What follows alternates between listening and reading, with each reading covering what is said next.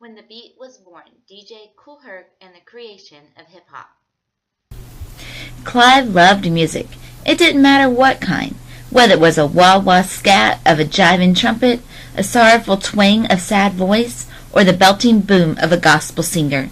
Little Clive loved the way sound thumped and bumped all the way down to his stomach. He loved the way the music made his feet go hip, hip, hop, hippity hop. Little Clive lived in Kingston, Jamaica. His hero was a DJ named King George who threw the biggest and baddest house parties in the neighborhood of Somerset Lane. On Saturday nights, everybody who was anybody made their way to Somerset Lane for King George's hot dance parties. Little Clive was too young to go to the party, so he went to the house when King George and his friends were setting up during the day. They'd arrived pushing a big old handcart stacked with crates of records. Clive had never seen so many records.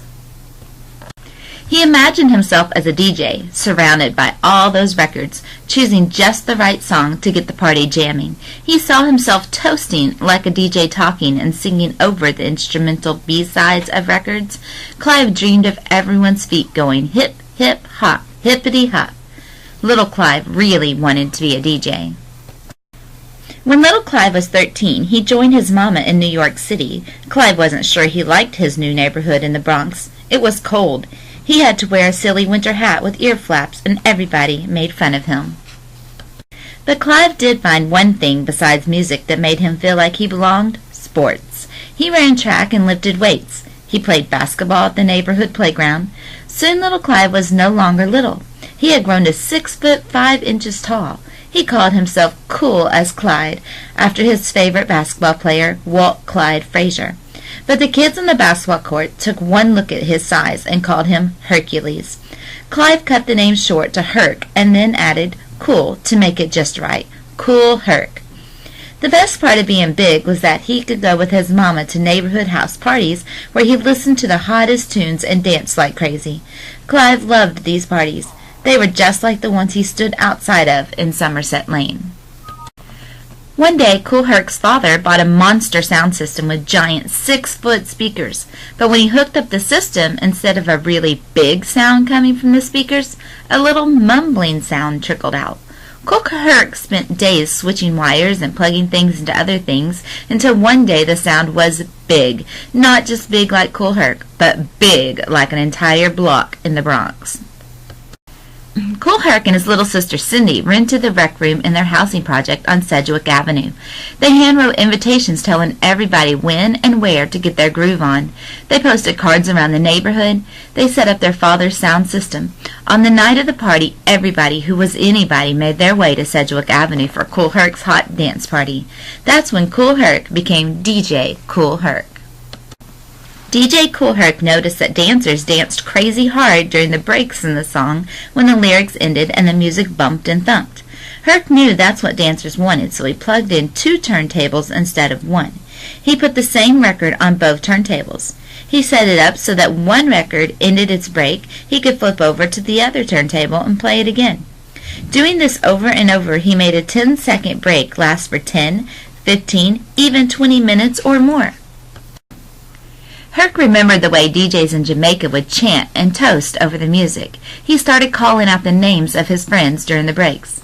There goes my mellow Coke LaRock in the house. There goes my mellow Clark Kent in the house. There goes my mellow Timmy Tim in the house. There goes my mellow Bambata. Everybody loved hearing his or her name called out over the music. He'd compliment people on their dance move. He'd talk about the music and send shout-outs. He'd make up little raps like the jump rope rhymes he heard on the playground. Or he would call, "Hey, Mike on the lights, make like a strobe," and Mike would flip the switch on and off. Over the next year, Herc took his parties to the streets and parks of the Bronx. He plugged his sound system into the lamppost. They pulled so much power that the street lights dimmed the perfect lighting for a street party. Kool Herc's music made everybody happy. Even street gangs wanted to dance, not fight. Gangs like the Savage Skulls, the Glory Stompers, the Blue Diamonds, the Black Cats, and the Black Spades turned into break-dancing crews who performed some of the slickest moves. Herc called the coolest dancers break dancers or b-boys because they loved to dance the breaks. When Herc would find a really good break, he'd shout, "B-boys, go down!" Then the breakdancers would cut and jump their gymnastics. Hey, hey, check this out. The top rock, the down rock, the windmill, one-handed handstand freeze, the turtle, the suicide. Herc gathered a crew of friends to rap behind the DJing. He invited Coke LaRock, a Jamaican friend, to rap. He called him his master of ceremonies, or MC. Coke knew all about toasting like Jamaican DJs. He was the first of Herc's crew of MCs, called the Herculoids. Herc would introduce them with a rap. You rock and you don't stop, and this is the sounds of DJ Kool Herc, and the sound system you're listening to is what we call the Herculoids. Soon kids from all over New York City came to see DJ Kool Herc, who threw the biggest and baddest parties on Sedgwick Avenue.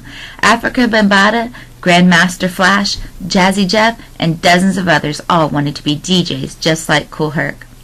There's no story can't be told, there's no horse that can't be rode, and no bull can't be stopped, and ain't a disco we can't rock. Herc, Herc, who's the man with a master plan from the land of Gracie Grace, Herc, Herc.